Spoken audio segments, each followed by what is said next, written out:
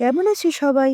আচ্ছা, শীতকালে কত ধরনের সবজি পাওয়া যায় এবং মনে হয় অনেক ধরনের খাবার বানাই। বিট গাজর তো এমনিই খাওয়া যায়, আর কতটা উপকারী সেটা তো সবাই জানো। আচ্ছা, বিট গাজরের তরকারি কখনো খেয়েছো?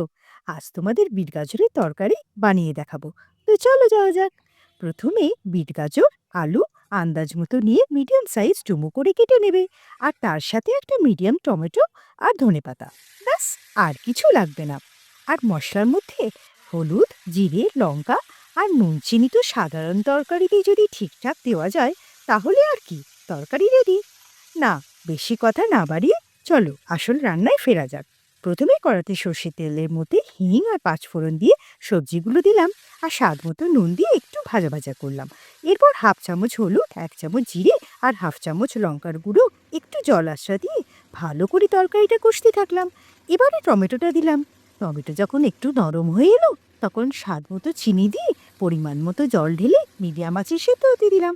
সবজি সেদ্ধ হয়ে মাখো মাখো হলে পরে ধনেপাতা দিয়ে নামিয়ে গরম রুটি কিংবা পরোটার সাথে পরিবেশন করো এই সুস্বাদু বিট গাজরের তরকারি। কি সহজ রান্না, কি বলো? অথচ খেতে খুব সুস্বাদু। বানিয়ে দেখো তবে।